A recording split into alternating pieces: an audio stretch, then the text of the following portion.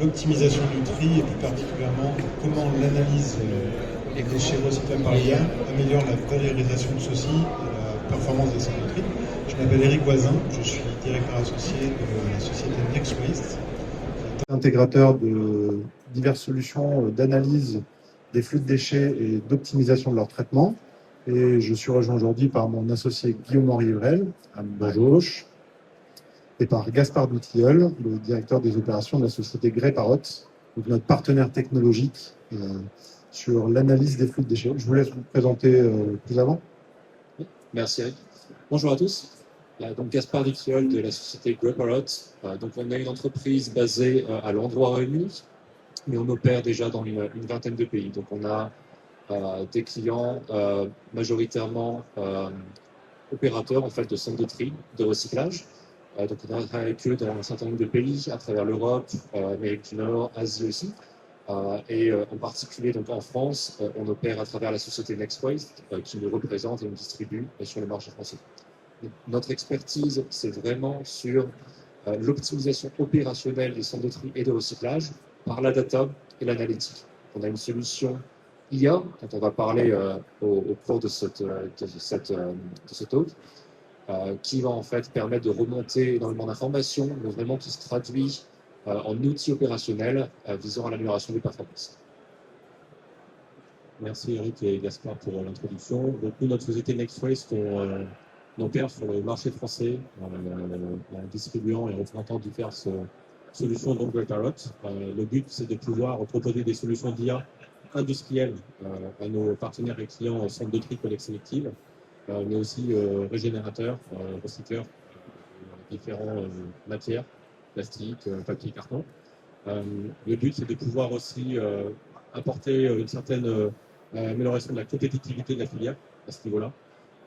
Et c'est des sujets qu'on va pouvoir justement discuter, non seulement pour les industriels, mais aussi pour les collectivités. Donc voilà. Oui, merci. Sans transition, on va poser un petit peu le contexte et vous expliquer pourquoi est-ce qu'à notre sens, la filière du tri, et plus spécifiquement la filière du tri des emballages ménagers, a besoin de se réinventer, notamment en France. Et pourquoi est-ce qu'on a besoin d'optimiser l'ensemble de nos process? On a en France environ 120, 130 de tri dédiés à la collecte sélective, au traitement de nos emballages ménagers. On a mis en place toute une vague, plusieurs vagues successives de modernisation de ces centres, de revamping ou de création de nouveaux centres de tri, pour venir prendre en compte la complexité grandissante des flux d'emballage ménager. On s'est aussi imposé, l'Europe est venue nous imposer des obligations de valorisation et de non-enfouissement de nos emballages, avec des performances à atteindre plutôt ambitieuses. Un contexte réglementaire autour des REP, des obligations de caractérisation, de venir rendre des comptes autour de la qualité des flux sortants. Et on se rend bien compte qu'aujourd'hui, l'ensemble des centres de tri, même s'ils ont su opérer un certain degré de modernisation, arrive un petit peu à une certaine limite. Et on estime qu'aujourd'hui, le centre de tri doit être abordé un peu comme n'importe quel autre centre de production et doit pouvoir bénéficier, au vu de la maturité des outils qui existent aujourd'hui, d'une analyse continue, très précise, dans un objectif d'optimisation des flux déchets de manière relativement constante.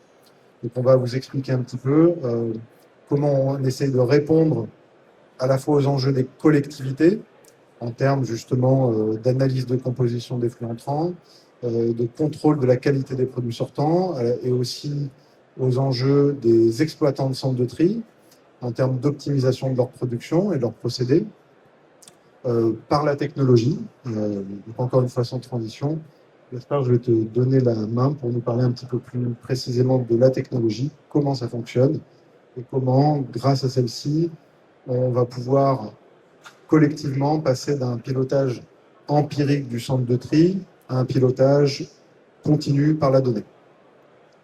Merci Eric.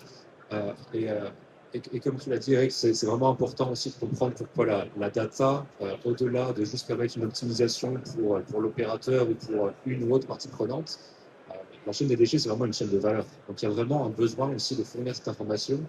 Il y a la réglementation qui évolue par les REP, nos emballages changent aussi. Il y a toujours la créativité par les marques, par les producteurs d'emballage, Les centres de tri évoluent aussi, se modernisent. On a des centres de tri des fois de plus en plus gros avec des nouveaux équipements, la technologie évolue. Et donc il y a vraiment énormément de parties prenantes en fait, impliquées pour que ça marche. Et c'est vraiment important d'avoir une information qui est quantifiée correctement pour que chaque partie prenante puisse prendre des décisions informées et avoir un impact. Donc c'est la raison pour laquelle on a créé la technologie au départ. Alors comment elle marche? On a, comme vous pouvez le voir, en fait, ce qu'on appelle un analyseur, qui est en gros une boîte de 60 par 50 cm, 17 kg, qu'on va pouvoir installer dans les centres de tri de recyclage, donc au-dessus des tapis roulants.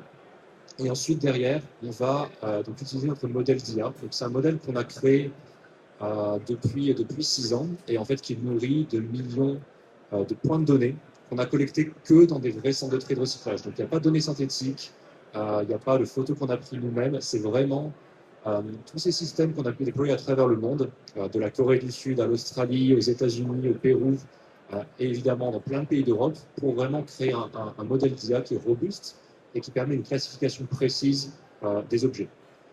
Aujourd'hui, on va catégoriser tous ces déchets dans 111 types. On le verra juste après, effectivement. Très bien. Donc ça, c'est le principe de base. Alors cette classification, elle évolue. Hein. Quand on a commencé, on a fait au début 2, 4, 14, 49, 67, 89, aujourd'hui 111. Elle est nourrie par les besoins de l'industrie. Encore une fois, qu'est-ce qu'il y a de la valeur pour les différents clients avec lesquels on travaille, dans les différents pays, les différents types, encore une fois, d'installations. Et elle est nourrie aussi par nos besoins, qu'est-ce qui nous permet en fait d'améliorer le modèle d'IA. Et donc là-dessus, on a différentes sorties. Encore une fois, on fournit de la data, très bien, mais quel est l'intérêt de cette data? Donc on a une sortie qui est sur notre propre portail. Donc en fait, on a des tableaux de bord, on a des systèmes de reporting automatique, on a des systèmes d'alerte, dont on parlera. On a vraiment plein d'outils analytiques qui rendent cette information directement applicable et utilisable par les opérateurs, par les gestionnaires des centres de tri, par vraiment différentes parties prenantes au sein de chaque entreprise. Mais on a aussi d'autres sorties. Alors, on peut avoir des sorties qui vont conduire directement différents équipements de tri. Nous, on ne va pas les construire. On a des partenaires qui vont avoir différents équipements. Et du coup, on est capable d'envoyer cette information pour trier mieux ou juste changer les paramètres de certains équipements. Et puis derrière, on a aussi des intégrations software en fait, qui sont possibles. On a des clients qui ne vont même pas forcément utiliser notre propre portail. Ils ont déjà leur environnement sous, je sais pas, Azure, Amazon ou autre. Et en fait, ils vont pouvoir remonter notre information, comme remonter l'information d'autres capteurs ou d'autres choses qu'ils ont pour pouvoir l'utiliser. Donc vraiment, on s'adapte et on a vraiment une approche très consultative aussi avec les opérateurs et les clients avec lesquels on travaille pour s'assurer que cette data soit utilisée non pas juste comment on la fournit, mais vraiment qu'elle ait un impact et s'intègre à leurs opérations. Ouais, si je peux juste ajouter quelque chose par rapport à ce que dit Gaspard. Nous, NextWaste et aussi Greyparrot, on a à cœur de mettre au service des industriels la donnée. C'est-à-dire que produire de la donnée pour produire de la donnée, ce n'est pas le but. Le but, c'est de pouvoir faire en sorte que cette donnée soit actionnable pour les centres de tri, pour les industriels, pour les exploitants, de manière, et même aussi pour les collectivités in fine, de manière à pouvoir mieux appréhender les flux déchets qui arrivent au niveau du centre. On se rend compte avec l'essor du e-commerce, même aussi avec la grande hétérogénéité d'emballage qu'on peut avoir sur le marché, qu'il y a de plus en plus de différents types d'emballages qui sont à traiter, et ce qui est difficilement aussi appréhendable pour le centre de tri. Donc nous, en fait, en positionnant les analyseurs à différents endroits, et on y viendra un petit peu plus tard, plus précisément, on va justement apporter des données qui permettent de comprendre ce qui se passe et comment arriver à avoir des actions concrètes sur le processus de tri, et donc diminuer la part de déchets recyclables, parce que c'est ce qu'on parle au final, dans les refus, mais aussi dans les flux produits dans lesquels ils ne devraient pas être. Typiquement, on voit bien qu'en France, on paye je ne sais plus combien de milliards d'euros de pénalités au niveau de la Commission européenne sur notre faible taux de circularité des emballages plastiques. On a à peu près entre 22 et 27%, 25% disons, alors que l'objectif est à 55%. Oui, plus tard 65, oui. Voilà, 65%. Donc, la difficulté, justement, c'est d'amener des technologies qui ont fait leurs preuves, de par la maturité technologique, mais aussi de par la maturité industrielle, justement en proposant une solution concrète qui permet de diminuer cette part de déchets recyclables qui devrait être en circularité et non pas en enfouissement ou en incinération, et aussi de pouvoir remonter derrière des données au niveau de ceux qui, justement, planifient, l'ADEME, le gouvernement, les éco-organismes, etc., de manière à ce qu'ils puissent aussi mieux comprendre ce qui se passe sur le terrain. Et ça, c'est justement un angle mort qu'on essaie de compenser, finalement, avec les analyseurs, à notre petite échelle. Mais voilà, c'est tout le travail qu'on mène, justement, à ce sujet. Oui, c'est ça l'idée, c'est pas de produire de la donnée, pour simplement générer de beaux rapports, c'est essayer de travailler au plus près des enjeux spécifiques à la fois des collectivités, donc sur la partie voilà, du contrôle de composition du flux entrant, le contrôle de la présence de valorisables sur ligne de refus, mais aussi la détection anticipée de certains éléments indésirables. On voit une explosion, sans mauvais jeu de mots, de la présence, de la prévalence de bonbonnes de protoxyde d'azote, de piles, batteries, d'objets, de déchets électroniques qui contiennent même des batteries au lithium. Des flux qui finalement étaient peu présents il y a encore quelques années et qui aujourd'hui se retrouvent dans les centres de tri, qui n'ont pas forcément été pensés, pas forcément été dimensionnés pour appréhender ce type de flux. Donc ça, c'est plutôt la considération globale pour la collectivité, mais pour l'exploitant aussi. On a une thématique d'ajustement au plus près de la production en fonction de la qualité du flux, de manière instantanée et pas de manière rétroactive sur la base de caractérisations manuelles qui vont être effectuées ponctuellement. Et si je peux juste vous y compléter, les centres de tri actuels qui sont actuellement construits peuvent bénéficier de la technologie parce qu'on vient aussi et surtout en rétrofit, c'est-à-dire on vient en modernisation. Donc on peut s'implémenter sur des lignes qui existent déjà, pour lesquelles on va avoir une meilleure visibilité et donc justement pouvoir mieux comprendre ce qui se passe. Et la détection des protoxydes, mais aussi des baramines, des lithiums, etc., c'est quelque chose qui est rendu possible justement par cette capacité à pouvoir venir en modernisation et en remontant de la donnée directement sur l'interface ou sur le SI de l'exploitant. Ouais. Et ce qui fait notre légitimité, c'est ce que tu disais tout à l'heure, c'est la robustesse du modèle. Le fait qu'on n'est pas une start-up naissante qui est en train de s'adosser à des centres de tri existants pour développer un dataset, pour progressivement, au travers de preuves de concept successives, arriver à des taux de performance intéressants.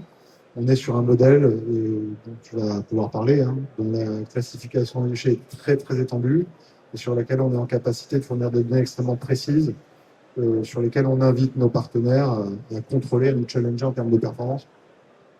Oui, il y a vraiment plusieurs parties. Donc, il y a le modèle et les performances du modèle. Encore une fois, on fait ça depuis des années. On a des datas qui viennent de partout dans le monde. Derrière, la solution, en fait, encore une fois, elle va être utilisable. Donc, il y a vraiment tous les outils. Et on a fait un énorme travail de mise en place de ces outils. Et c'est une question de focus. Si on a décidé de ne pas construire nous-mêmes en tant que Parrot d'équipement, mais travailler avec des partenaires qui peuvent faire ça. Mais nous, vraiment, de se développer sur les outils analytiques. Comment utiliser ces outils. Et derrière, il y a aussi du coup l'équipe. On a plus d'une cinquantaine de personnes aujourd'hui. Et c'est pas juste faire de la recherche avec du développement. On a une solution complètement commerciale et industrielle. Et donc, on a une équipe complète qui, tous les jours, travaille au déploiement de ces solutions dans différents pays, avec des data analysts qui ont une expertise déchets, avec des personnes qui vont travailler tous les jours avec les opérateurs pour s'assurer que cette mise en place se fasse, que les outils soient correctement utilisés. Ce qui est exactement ce que font NextWise aussi sur le marché français avec notre support. Et ensuite, il y a vraiment aussi l'approche un peu plus holistique qu'on a. C'est vrai qu'il y a des solutions qui vont utiliser l'IA pour faire du contrôle qualité simplement à la fin. C'est vrai, c'est une partie du problème, une partie des choses qu'on fait. Nous, on pense que la data, en fait, pour être le plus utile dans un centre de tri, il faut vraiment avoir une compréhension globale du centre de tri. On va se positionner typiquement en amont du centre de tri et aussi sur les sorties. Et du coup, on va pouvoir vraiment comprendre en fait comment potentiellement une composition entrante va impacter une composition sortante, comment un tonnage qui va rentrer va nous créer derrière des blocages et réduire la disponibilité du centre de tri. Donc on a vraiment aussi, on a en tête, bien sûr, l'équipe commerciale, on veut potentiellement augmenter la pureté, je pense surtout aux repreneurs, aux régénérateurs et augmenter la performance des équipements pour avoir la matière la plus pure en sortie. Mais on travaille aussi vraiment avec du coup, les équipes opérationnelles, comment maximiser l'efficacité du centre de tri. On travaille avec les équipes de maintenance, comment prédire en fait les blocages, comment éviter les problèmes quand on voit en fait par rapport à la data que voilà, si on augmente ce tonnage de cette façon, statistiquement, 70% du temps à avoir des blocages dans les 15 minutes qui arrivent. Et en fait, on arrive à voir énormément de points comme ça de référence qui nous permettent d'optimiser le centre. Donc, il y a plein de façons de l'utiliser. Et on a beaucoup de cas d'usage, on va en couvrir quelques-uns après. Mais c'est vraiment une approche globale et une méthode de pensée qui, en fait, quelque chose qui n'est pas nouveau, hein, ça existe dans plein d'autres industries, mais c'est vraiment comment on peut optimiser chaque partie du process pour essayer de maximiser chaque part et augmenter la productivité, augmenter la rentabilité aussi. Ouais, si on veut juste revenir à la base, l'analyseur se positionne sur un convoyeur, et d'ailleurs si vous avez le temps, on a un stand au Hall 3 D191. C'est un analyseur qui va voir en fait l'ensemble des déchets visibles. Donc tous les déchets qui sont totalement occupés par d'autres, évidemment, on ne va pas les voir. Et en fait, sur la globalité de ce qu'on va pouvoir voir, on va analyser, donc évidemment, on va faire des prédictions, parce qu'on parle de l'IA, donc des estimations de masse classiques, du décompte d'objets, donc on va compter le nombre de bouteilles, de cartons, etc. qui passent, de canettes qui passent sur l'analyseur. On va les catégoriser, et c'est un petit peu ce que disait Gaspard, on va renvoyer la donnée au niveau de l'installation, au niveau du SI de l'exploitant ou sur des dashboards, afin de leur donner des tendances, notamment sur l'entrant. Parce qu'on sait que les centres de tri sont aussi soumis à la saisonnalité des déchets, et pourtant, quelquefois, les recettes des différentes séquences de tri ne sont pas forcément changées en conséquence. Donc, ce qui peut arriver derrière à du mauvais tri, tout simplement. Donc, nous, c'est de pouvoir renvoyer ces informations-là afin que les recettes puissent être modifiées un peu plus rapidement. On a des intégrations diverses et variées qu'on peut avoir avec différents équipementiers, différents équipements de tri. Et on a aussi cette capacité à pouvoir s'intégrer sur des lignes PET, sur des lignes ELA, sur des lignes flux développement, typiquement, qui est un gros sujet, afin de pouvoir aussi observer des déviations de qualité. Notamment à pouvoir remonter à l'opérateur, il y a tant de pourcentage de déchets présents sur le ligne qui ne devraient pas être présents sur le ligne. Donc on va lui dire exactement ce que c'est, et en fonction de ça, il va pouvoir identifier pourquoi. Pourquoi? Parce qu'il y a un bourrage, pourquoi? Parce qu'il y a une problématique particulière. Et donc, au lieu d'attendre une semaine ou la prochaine caractérisation opérationnelle qui va avoir lieu, il va avoir l'information qu'il y a une problématique. Donc ça, c'est le système d'alerte justement qui est en place et qui permet d'envoyer ce type d'information. Et juste pour terminer, comme on est sur une analyse de contrôle qualité, vous allez vous poser la question, ok, c'est bien, mais comment on peut faire justement pour arriver à faire cette séquence de tri? Et c'est là où justement on a différentes intégrations qui peuvent être amenées via du robot, via du airjet, de manière à pouvoir aussi avoir une action concrète en surtri, on va dire ça, de manière à pouvoir faire partie négative, sortir les déchets qui ne vont pas être présents sur la ligne.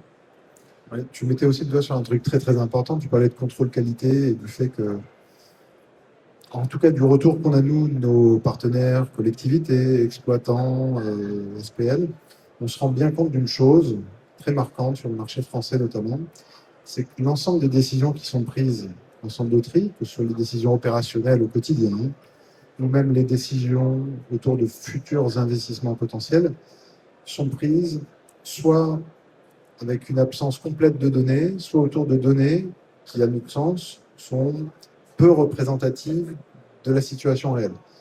Traduction, les caractérisations manuelles, les prélèvements manuels qui sont régulièrement faits à différents stades de production, que ce soit sur l'alimentation, sur les sortants, sur les refus, donc des prélèvements de 20, 30 kilos qui vont ensuite être échantillonnés, caractérisés manuellement, sont la base et qui représentent, d'après nos calculs, environ 0,1% du flux qui transite par le centre de tri en moyenne.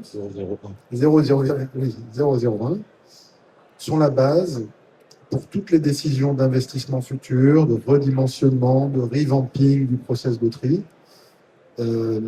Et c'est d'ailleurs ce qui nous a mené à concevoir, en partenariat avec Reparot, en partenariat avec un bureau d'études français qui n'est pas très loin de nous, qui s'appelle ABSolu, une innovation qu'on présente dans le cadre de Polytech d'ailleurs, sans transition, et qui est donc la station de caractérisation automatisée des déchets.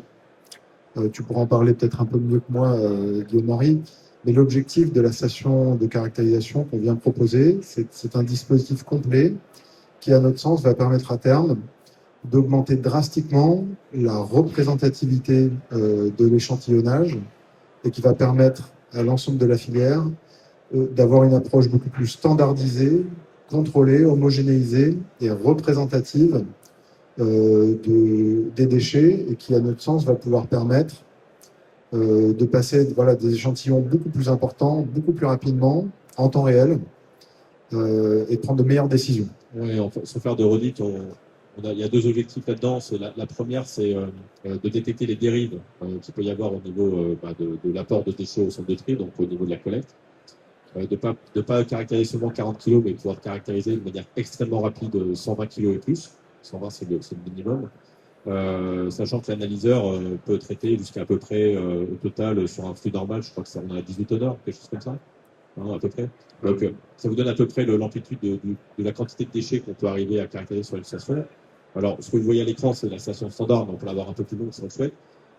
Donc ça c'est le premier objectif. Le deuxième objectif aussi, c'est de répondre à la problématique aussi humaine du recrutement, donc de pouvoir aussi apporter un outil fiable sans non plus tuer l'emploi, parce que c'est pas le but, parce qu'on a toujours besoin d'un opérateur, de pouvoir aller beaucoup plus loin dans la caractérisation, avoir un rapport complètement conforme, tout en ayant la problématique justement de recrutement qui peut être justement adressée par cette solution-là. Et au final, ça permet aussi aux institutions de comprendre un petit peu mieux ce qui se passe sur le terrain, encore une fois. Quand on analyse 500 ou 600 kilos de déchets de manière réglementaire, est-ce qu'on a vraiment une bonne visibilité sur un centre de tri qui fait 21 000 tonnes quand on parle de centres de tri qui sont... il y en a qui font 50 000, etc. Donc là, le but, c'est de pouvoir caractériser beaucoup plus, de pouvoir aussi beaucoup plus loin dans les caractérisations opérationnelles qui sont propres à l'exploitant, et d'apporter une meilleure visibilité, donc du coup, derrière plus de données pour la planification écologique et environnementale qu'on pourrait avoir au niveau national, et bien après, derrière aussi au niveau européen, et aussi d'aller un peu plus loin sur justement notamment pour les recycleurs, ceux qui vont récupérer de la matière pour en faire des pellets, typiquement, c'est aussi de comprendre un peu quels sont les dérives fournisseurs. Les dérives fournisseurs, pouvoir les identifier et pouvoir aussi faire en sorte de pouvoir remonter l'information sur le fournisseur de manière à ce que lui puisse aussi améliorer son process et que eux puissent derrière avoir moins de déchets qui soient jugés indésirables dans leur ligne. Et donc du coup, in fine, ça apporte quoi? Ça apporte de la compétitivité. Ça apporte un avantage économique qu'on peut aller chercher soit par une augmentation de la qualité, soit par une meilleure maîtrise de l'enfant. Oui, enfin, je pense que c'est quand même un sujet qui est assez important au niveau France et au niveau national et au niveau européen, améliorer la compétitivité. Enfin, on peut plus parler de la problématique des matières vierges, etc., qui viennent d'Asie ou d'ailleurs. Déjà, essayons à notre petite échelle d'améliorer la compétitivité à ce niveau-là avec les solutions qui existent. Oui, on ne peut clairement pas améliorer un process si on n'en suit pas, si on ne fait pas un suivi continu. Donc, en somme, ce qu'on vient proposer ici, que ce soit au travers d'une analyse continue sur convoyeur ou que ce soit au travers d'une station de caractérisation automatisée, c'est un pilotage par la donnée, automatisé, voire prédictif, et une approche vraiment holistique du centre de tri, des prérogatives de toute la chaîne de valeur. On parle encore une fois de la collectivité, de l'exploitant, des repreneurs. C'est un effort de standardisation de la donnée. On n'a pas vraiment parlé des taux de précision. Je pense que c'est quand même important de rajouter une petite note là-dessus pour comprendre à quel point l'IA trouve dans la détection des emballages ménagers par l'image probablement sa meilleure application, je pense. Oui, on a des taux de précision qui peuvent monter très haut. On arrive à avoir des erreurs de moins de 1%, de moins de 2% sur la composition. Après, encore une fois, on approche toujours le cas d'usage sur qu'est-ce qu'on essaie de faire. Est-ce qu'on essaie de faire un contrôle qualité ou du coup, il faut effectivement avoir le produit qu'on essaie de vendre, de mettre en balle, où il faut avoir vraiment une précision très élevée sur la détection d'impureté. Est-ce qu'on essaie de voir plutôt le tonnage qui rentre et les variations? Donc, si on a par exemple des flux qui viennent du matin de ville d'un côté et l'après-midi d'autres municipalités, ce qu'on veut, c'est vraiment être capable de détecter ces variations aussi. Donc, ça, on va être capable de le faire très très bien aussi. Et c'est là aussi l'expertise. Encore une fois, c'est pas juste une solution et voilà, on la vend et puis ça marche en sortie dès qu'on le branche et c'est parfait pour notre usage. On va vraiment en fait faire cet accompagnement qui permet de définir les métriques qui sont les plus importants et de calibrer en fait la solution pour être très très très précis sur ces métriques. Sur d'autres cas vraiment de tri, ça va vraiment être il faut que chaque objet soit détecté extrêmement précisément. Quand on va lancer des systèmes d'alerte, ça va être encore une fois que ce soit de la détection d'objets plus dangereux ou qui vont potentiellement bloquer le centre. Il va falloir être très précis là-dessus, même si potentiellement on ignore d'autres choses. Donc c'est vraiment toujours une calibration qui s'opère et qui est clé pour que ce soit un succès. Et cette précision-là, on en a parlé tout à l'heure, le protoxyde d'azote, les batteries, etc., ils sont quand même des enjeux risque de vulnérabilité au niveau des centres de tri, mais aussi au niveau des incinérateurs. Elle est très importante. Alors, évidemment, on peut toujours s'améliorer sur les différents process et chaque cas est unique, on va dire. Mais quand on discute notamment avec, par exemple, des exploitants d'incinérateurs qui ont des fortes problématiques sur les protoxydes d'azote, on entend 800 000 euros, on entend 2 millions d'euros de dommages ou d'arrêt machine, etc. sur 2024. À un moment, quand on a une station de caractérisation, je suis un petit peu en arrière, je suis désolé, mais qui permet de pouvoir justement, si on favorise peut-être un process différent, alors il y a une certaine lourdeur opérationnelle à apporter, mais qui va être apportée, mais si on arrive à passer l'ensemble des flux sur une station comme ça, qui permet aussi de détecter de manière précise des déchets qui ne devraient pas être présents parce qu'ils apportent justement, oui, ils apportent un risque de vulnérabilité au niveau de l'incinérateur, au niveau du centre de tri, c'est quand même intéressant de pouvoir le considérer et justement de pouvoir aussi voir ce que ça peut apporter au niveau de la filière en termes de, tout simplement en termes de compétitivité économique, encore une fois, en termes d'efficacité industrielle et aussi en termes de moindre impact sur l'environnement. Parce qu'un incinérateur à l'arrêt, parce qu'un centre de tri à l'arrêt, etc., c'est des déchets qui sont détournés ou quelquefois qui ne sont pas forcément traités comme il se doit. Merci. Alors, on a couvert l'aspect technologique, on a couvert aussi voilà, le Greyparrot comme outil d'aide à la décision. Parlons un peu maintenant de la preuve par l'usage autour de cas concrets. Parlons de Green Tech. Donc GreenTech, c'est un gros recycleur européen, en particulier qui a des lignes PET. Donc on travaille avec eux sur plusieurs pays, en Slovaquie, en Roumanie, en Lituanie aussi. Et donc ici, forcément, le cas d'usage, c'est s'assurer en fait qu'ils puissent optimiser leur process et produire le plus de PET possible avec la qualité aussi attendue. Et là, typiquement, ce qu'on fait, c'est qu'on monitore en fait leurs entrants, en particulier parce qu'ils vont acheter forcément des balles de différentes sources. Et donc, ils vont avoir entre 8h du matin et 10h du matin des balles d'une source A, puis d'une source B, puis d'une source C. Et ils vont aussi faire des mix en fait, de ces balles pour que leur process soit le plus efficace possible. Et donc, c'est là où on intervient, on va pouvoir vraiment leur donner une information sur quelle est la qualité de ce mix. Donc, déjà, il y a un côté vraiment commercial où s'ils reçoivent de la matière qui n'a pas les spécifications attendues, qui n'est pas ce qu'ils ont acheté, ça leur donne la capacité de retourner vers leur fournisseur et d'avoir des discussions, parce qu'au final, ils sont payés pour des spécifications. En fonction du taux de pureté, c'est ça? Tout à fait, oui. Mais derrière, il y a un côté très opérationnel où, en fait, en maximisant du coup ce mélange, on leur permet vraiment de produire plus, en fait. Le centre a moins de blocage et on s'assure que toute leur ligne soit utilisée à la meilleure capacité. Ce qu'on arrive des fois à voir, hein, on a d'autres cas d'usage qui le montrent, c'est qu'on peut avoir un centre vraiment de recyclage plastique.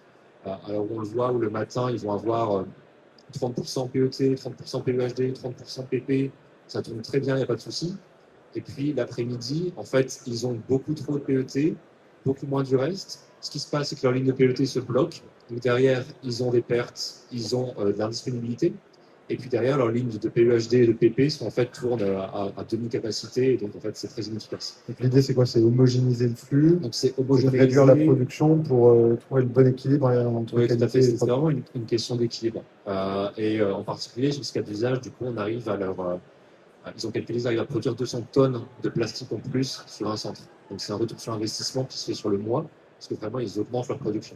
C'est vraiment un cas très pratique et ça fonctionne très bien pour les recycleurs. Chose qu'on a fait aussi sur l'année d'augmentation de production à peu près Ça représente 9% d'augmentation de production, donc c'est vraiment significatif quand même. Et encore une fois, retour sur investissement, c'est moins d'un mois dans ce cas-là. On avait un autre cas qu'on voulait mettre en valeur aussi, assez similaire, c'est celui de KSI, pour un partenaire hollandais. Donc KSI qui a un centre de tri aux Pays-Bas.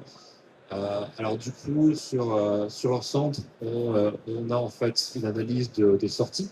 Donc on va leur permettre vraiment de contrôler ce qui se passe en sortie. On va voir aussi ce qui se passe en entrée. Et donc il y a une optimisation globale qui se passe là-dessus. Ce qui est très intéressant aussi, et j'en parlais tout à l'heure, c'est une optimisation pas seulement de contrôle qualité, que ce soit en sortie et entrant, mais c'est vraiment un contrôle continu du flux.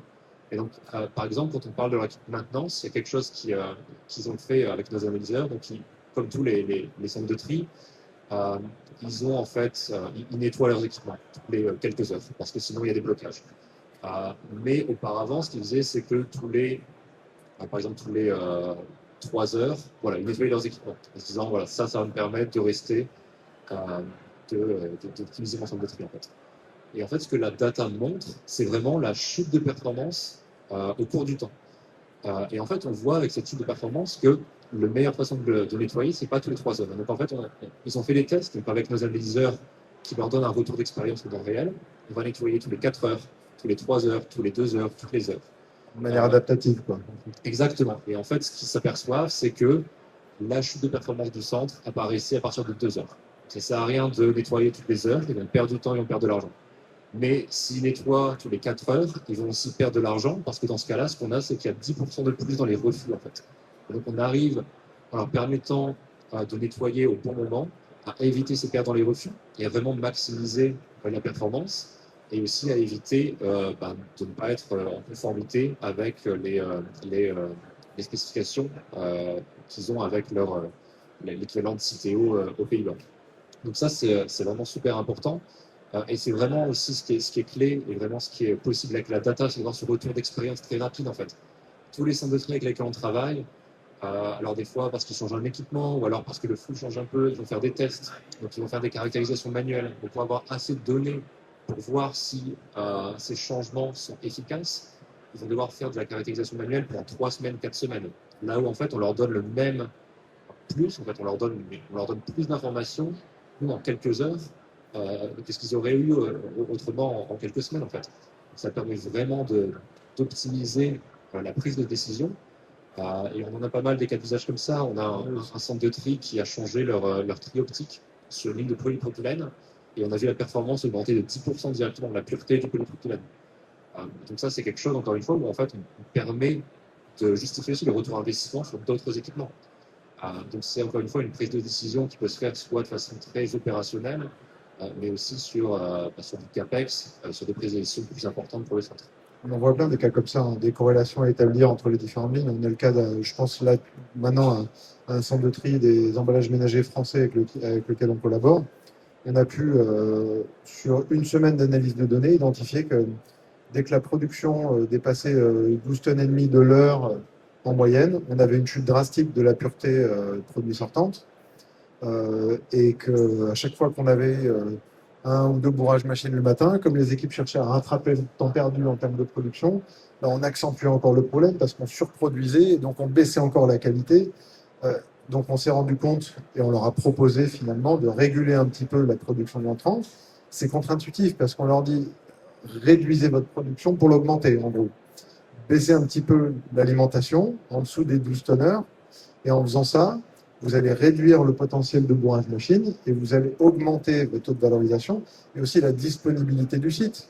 Parce que si vous faites moins de bourrage, vous allez tourner plus longtemps chaque jour. Ça paraît contre-intuitif, mais si on ne peut pas le démontrer par de la donnée en temps réel, ben on n'avance pas, on ne fait rien. On a un autre cas, Guillaume-Henri, que tu peux peut-être illustrer, même s'il est tout neuf, mais en tout cas il est français, c'est le cas Talietri. Oui, alors la laiterie, c'est un centre de tri collecte sélective des 21 Newton à Chézy. Le projet n'est pas encore lancé parce que c'est un projet qu'on fait en partenariat avec l'éco-organisme LECO sur deux flux qui sont à monitorer. Maintenant, sur le marché français, on a commencé la commercialisation il y a à peu près 1 an et demi. Le marché français prend le temps qu'il faut pour comprendre un petit peu la technologie, comprendre l'intérêt, etc. Et ça, on a de la chance parce qu'on est patient. Mais on a déjà des centres de tri, on ne peut pas forcément communiquer sur les noms tout de suite, mais qui ont mis en place centres de surtri, centres de tri DIB, qui ont mis en place des analyseurs et qui permettent justement de comprendre tout de suite les tendances et d'avoir tout de suite des données très intéressantes sur l'entrant par rapport au refus. Et souvent, ce qu'on remarque, notamment sur le centre de tri DIB, c'est de comprendre un petit peu pourquoi il y a autant de refus et comment je peux améliorer mon process derrière pour justement essayer de récupérer un maximum de déchets recyclables et calculer mon taux de retour sur investissement potentiel. Et ça, justement, l'analyseur le permet parce que, enfin, les analyseurs, parce que pour le coup, il en faut plusieurs, permettent justement de démoniser la donnée totale entre les différents analyseurs qui sont positionnés de manière à comprendre là où il y a les dérives, où est-ce que ça se passe et comment on peut corriger ça. Et surtout, à quel moment, quand j'aurai installé mon nouveau système de tri, directement relié à l'analyseur ou déporté, je vais avoir mon retour sur investissement. Donc, c'est des sujets qui sont très intéressants. Le cas Lietri, on a une présentation du projet demain sur le stand d'éco à 15h30, 16h. Je faut que je regarde sur mon téléphone. Mais on est sur le stand d'éco demain après-midi pour ce sujet-là. Et on a aussi une permanence sur le stand d'éco tous les matins pour en discuter. Et on aura la chance d'avoir Madame Renaud, qui est la directrice de la SPL à Lietri, avec aussi quelqu'un de chez l'éco pour présenter le projet. Oui, ce serait intéressant de comprendre en leurs mots les motivations du projet, finalement. Et pas Juste une petite note. Gaspard, est-ce que peut-être que tu peux expliquer le partenariat qu'il y a, en tout cas l'apport qu'il pourrait y avoir entre Grey Parrot et West Robotics, qui est aussi un de nos partenaires, justement sur la détection et ce type de ROI sur la robotisation derrière. Ouais, donc un des cas d'usage qu'on a aussi, c'est vrai qu'on permet en fait de justifier des investissements de machines faits, mais aussi potentiellement de prédire en fait ce qui pourrait être fait. 37 minutes. Donc par exemple West Robotics, une entreprise canadienne qui fait des robots de tri des déchets comme le nom l'indique, on a un partenariat en fait de projet avec eux. Mais en fait, avant d'installer un robot, c'est vrai, ça coûte de l'argent et puis il y a aussi beaucoup potentiellement de changements un peu à faire dans le fond de tri pour avoir la place, etc., pour mettre le robot en place. En fait, on va installer nos analyseurs qui sont encore une fois légers, petits, faciles à installer. On va collecter de la donnée pendant une période donnée, alors ça peut être 2 semaines, 1 mois, en fonction des flux. Et derrière, en fait, notre partenariat nous permet, donc nous déjà, on va faire un premier rapport.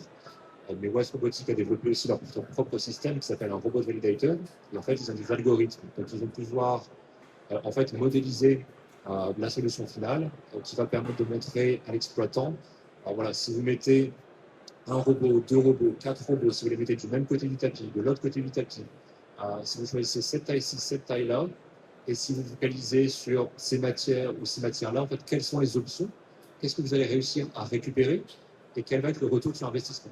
Donc du coup, ça donne vraiment en fait une modélisation complète et à l'exploitant un choix en fait. Est-ce que vous voulez investir dans 2 robots? Potentiellement, vous allez pouvoir récupérer tout votre aluminium que vous perdiez avec un retour sur investissement sur 3 ans. Ou alors, est-ce que vous mettez 3 robots? Dans ce cas, vous pourrez aussi récupérer vos bouteilles de PET qui sont perdues, peut-être aussi d'autres types de plastique ou autres, mais le retour sur investissement va être sur 4 ans. En fait, il y a vraiment tous ces choix qui se font, c'est une modélisation. Et donc, encore une fois, c'est vraiment l'opportunité, en fait, grâce à la data, de prendre des informations, de prendre des décisions qui sont informées, en sachant exactement ce qui va se passer. Et après, on a déjà fait ce type de projet qui s'est traduit par l'achat du coup de robots pour West Robotics. Et ensuite, nous, on peut revenir derrière et en fait valider, parce qu'on a toujours la data, on continue l'analyse, et du coup, on peut montrer aussi à l'opérateur, voilà, effectivement, comme prévu, c'est ce que la data montre, et de valider en fait le cas derrière. Donc, c'est aussi une performance de garantie, et effectivement, établir une confiance en fait dans les décisions qui sont prises et aussi derrière les fournisseurs de solutions. Ouais, c'est ça, merci Gaspard. En somme, on se positionne comme un expert de la donnée déchets et on estime que l'augmentation de nos taux de valorisation, tout flux confondu, passera systématiquement par la donnée. On n'a jamais eu un centre de tri aussi mécanisé, aussi perfectionné qu'aujourd'hui. Pourtant, on a toujours ce même manque cruel de données et on prend encore l'essentiel des décisions, plus ou moins à l'aveugle ou sur des présuppositions. Ce qu'on cherche à faire, c'est à venir s'installer comme un tiers de confiance qui va pouvoir agir de manière holistique au plus près des besoins spécifiques de chaque usager pour pouvoir prendre des décisions informées. Il nous reste peu de temps de parole. On va passer aux questions s'il y en a. Notre collaboratrice va pouvoir passer dans les rangs, fournir un micro. Je vous invite à lever la main si vous en avez. Bon, madame, Irina.